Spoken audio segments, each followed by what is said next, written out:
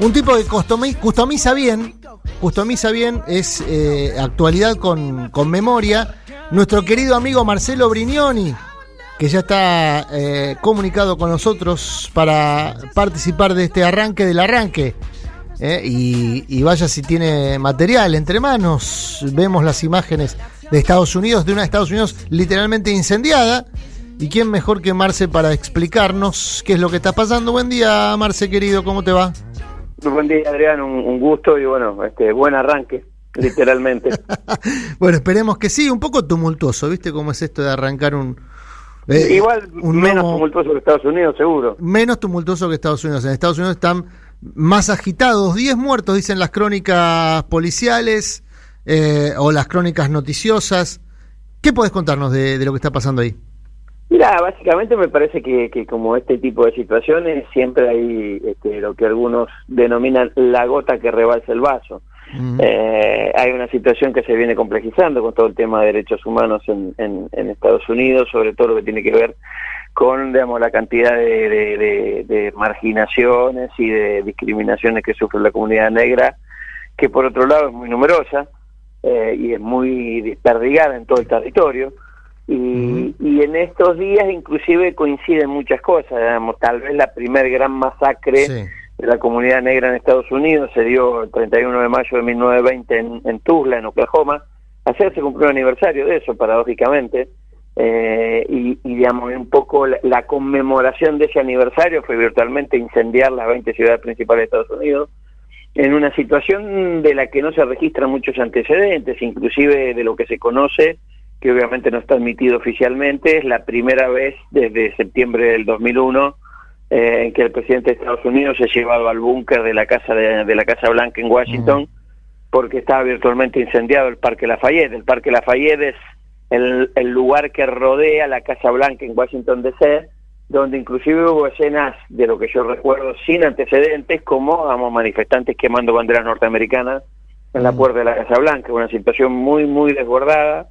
Y me parece que da toda la impresión de que se va a profundizar por lo menos lo que tiene que ver con el debate, en una situación que por otro lado, Adrián, es coincidente con un decaimiento, con una decadencia del sistema político americano, que hoy tiene a sus 4 principales dirigentes, son casi octogenarios, en una situación de escasa renovación, en una situación de mucha dificultad para la participación política, y con nuevos emergentes, con posiciones inclusive un poco más radicales que las que se conocían, inclusive el grueso de los dirigentes de edad media demócratas que acompañaron la candidatura de Bernie Sanders se ubican ahí.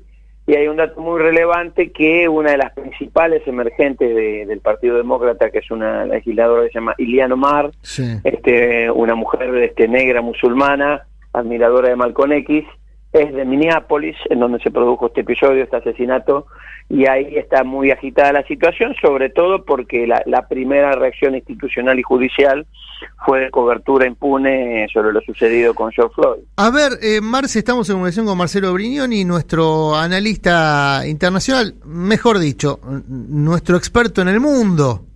Vos le tirás con el mapa mundi y el tipo te dice, mira, acá en Mozambique está pasando esto, ya, en este instante. Y te lo dice sin googlear. Bueno, en relación a lo que estás contando, hay 2 o 3 datos que a mí me llaman la atención. Primero, el componente de hecho histórico que tiene, ¿no? Porque se está comparando esta situación con las revueltas ocurridas tras la muerte de Martin Luther King. Revueltas en el sentido de movilizaciones populares que no son solamente afroamericanas, o si bien hay una mayoría de negros, no es el único componente que tienen las manifestaciones, y esto es otro factor que te quería consultar.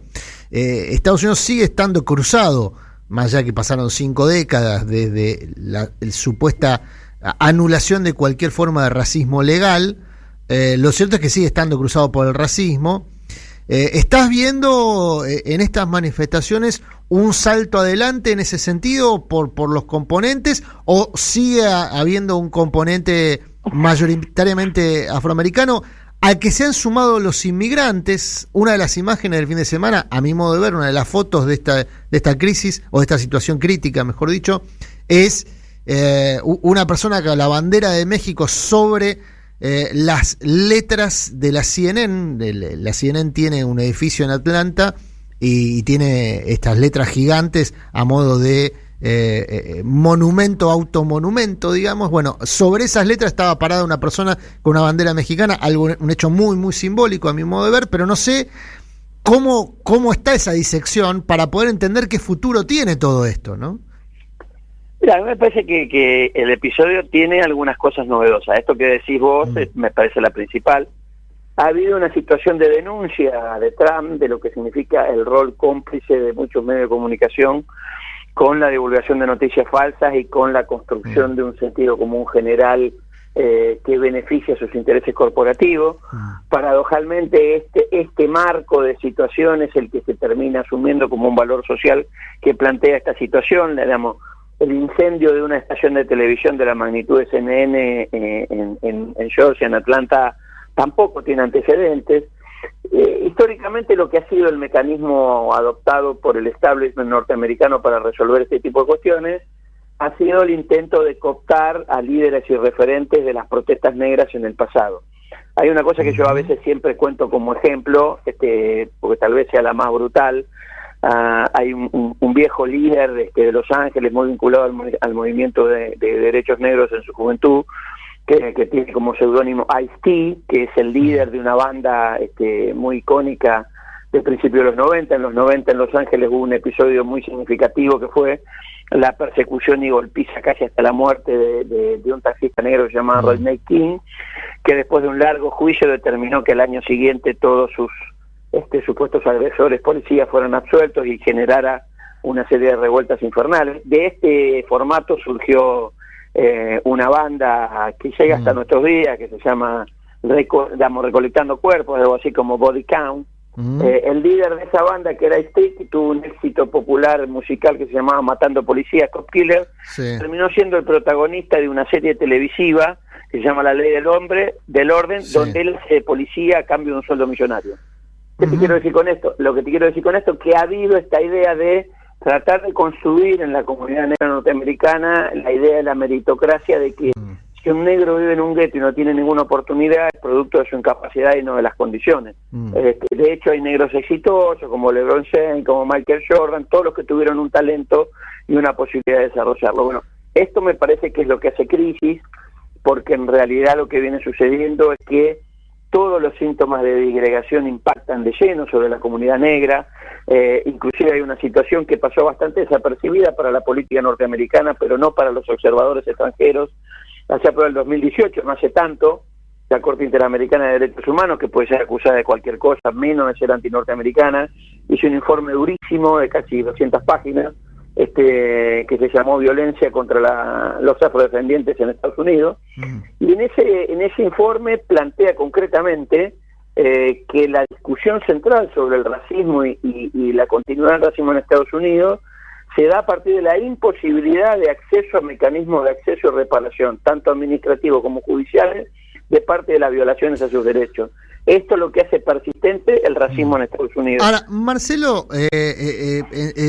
la perspectiva histórica está clara. El tema es el futuro inmediato, ¿no? Si lo que estamos viendo es el germen de algo u otro episodio donde, en definitiva, el Estado, que es un Estado debe ser junto al Estado chino, al Estado ruso, quienes tienen más desarrollado y de manera más sofisticada el nivel de control social, los mecanismos de control social. Los están desarrollando hace muchos años, y con la ley Patriota, después del 11S, se maximizó esa posibilidad que tiene el Estado de controlar, te diría casi al segundo, el comportamiento de cada ciudadano, de cada persona, de cada individuo que esté en territorio estadounidense. Dicho esto, la declaración del grupo terrorista Antifa, este grupo antifascista que aparentemente está promoviendo junto a Anonymous, ¿no? Porque hay que decir que Anonymous, en el medio de todo esto, que es un grupo de hackers, exhibió pruebas aparentemente bastante firmes respecto, que involucra al propio Trump y a funcionarios de la Casa Blanca en situaciones y acciones de pedofilia. Tanto Anonymous como Antifa pueden ser declarados como grupos terroristas, y esto en Estados Unidos no es cualquier cosa, digamos. Se ha visto, y para no abundar en literatura más seria, basta repasar alguna de las series muy exitosas de los últimos años para verificar, viste que las series, vos lo sabés muy bien, pueden exagerar, pero en general tienen componentes tomados de una realidad que es más o menos como se describe. Estoy pensando en la que esta chica de una Homeland, exactamente, guionada por la CIA. Guionada por la CIA, exactamente. Una agente de la CIA participa de acciones ilegales en distintos lugares del mundo, incluido en los Estados Unidos. Estoy pensando, por ejemplo, en la experiencia de Snowden. ¿Qué perspectiva le ves vos a esta película? A esta película que muchos equiparan con Joker, por otro lado, ¿no? A mí me parece que por ahora se desarrolla en el marco de la pelea por ampliar los derechos civiles. Hay 3 o 4 cosas sumamente importantes, inclusive hay una que también ha pasado injustamente desapercibida a mi criterio. La mayoría de estos hechos han quedado impunes porque allá por el año 82 la Corte Suprema de Justicia hizo una especie de resolución, digamos, el funcionamiento legal en Estados Unidos es distinto al nuestro, las sentencias producen jurisprudencia, inclusive las propias decisiones de la Corte Suprema se transforman en legalidades. Constituyó esa por el 82 una cosa que se denominó inmunidad calificada. Claro. Esta situación de inmunidad calificada que sigue hasta nuestros días hace que todo policía tenga que tener una cantidad de requisitos para ser condenado muy diferentes a lo que tendría un ciudadano común en la misma situación.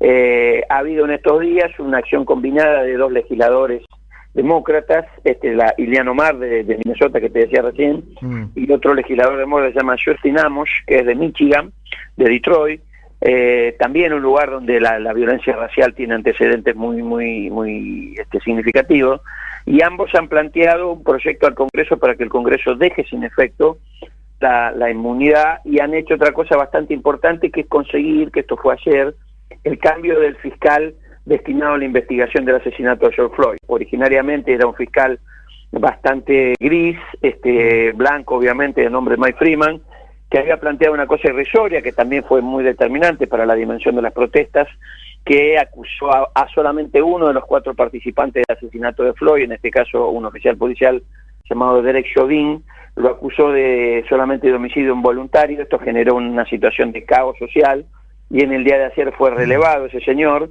y fue puesto a cargo de la investigación un fiscal negro, el jefe de los fiscales, un señor que se llama Kay Ellison, que en principio plantea el agravamiento de las imputaciones y la detención de los otros 3 cómplices que estaban libres hasta el día de ayer. Bien. A mí me parece que el hecho de que Bernie Sanders no haya sido nominado con la candidatura demócrata en principio pareció un éxito del establishment, pero da la impresión que esto se le vuelve en contra porque no hay ninguna línea de fuga, ninguna situación de construcción de una normalidad alternativa dentro del sistema político. La candidatura de Biden claramente es más de lo mismo.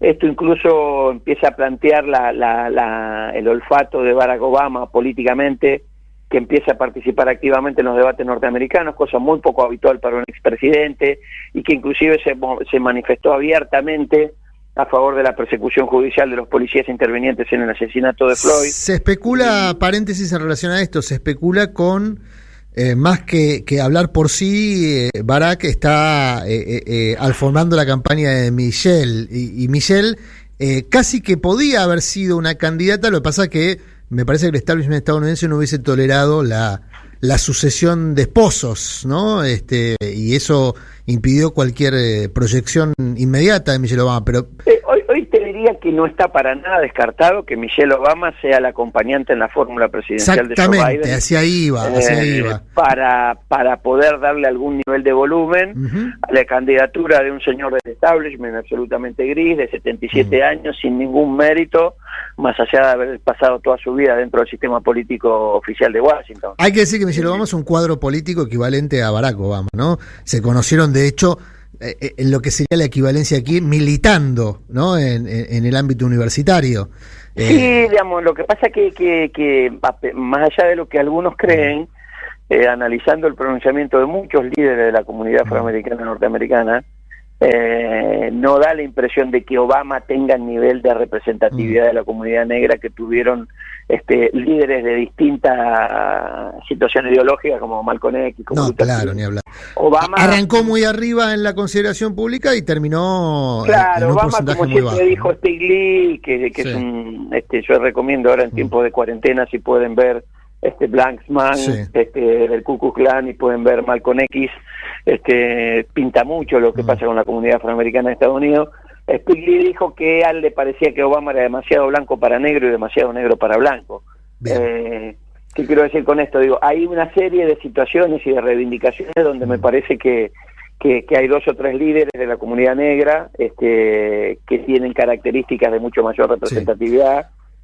Un poco lo que te decía, el hecho de la situación de Ilhan Omar, el hecho de otros líderes, como en este caso, digamos, Tamika Mallory, que es una chica una señora del Bronx, que ha liderado mucho de las protestas contra Donald Trump, y ha liderado mucho de las protestas sobre la elevada mortandad absolutamente desproporcionada de afrodescendientes contra blancos en lo que tiene que ver con el coronavirus en Nueva York.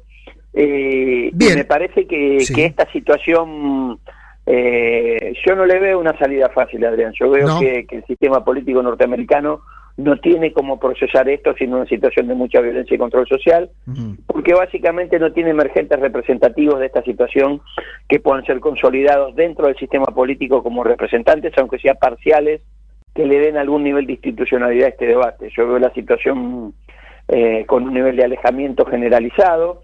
Una cosa, si vos querés, con algunas similitudes al que se vayan todos de nuestro 2001, y con un futuro de difícil análisis, por lo menos en el corto plazo. Marcelo, querido, para despedirte, musicalizalo como veníamos haciendo.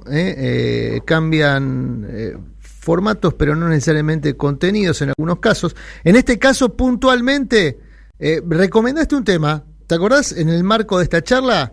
Yo había recomendado 2 en realidad, uno de un blanco solidario, y otro que me parece tal vez más representativo, un cantante de writing blues americano que se llama Sil Johnson, que a mí me parece muy representativo de este debate. Él tiene un tema muy icónico, que se llama Será porque soy negro. Bueno, pero mira, recién mencionaste que en anteriores protestas Cap Killer fue uno de los emergentes, digamos, de esta historia, ¿verdad? ¿Querés presentarlo? Cerralo presentando Cap Killer. Cap Killer, hecho por un señor que se llama Ice-T, que descubrió de grande que era mejor formar parte del sistema que enfrentarlo. En aquel entonces era más joven y cantaba estas cosas. Gracias, Marcelo. Abrazo grande. Para vos, abrazo grande.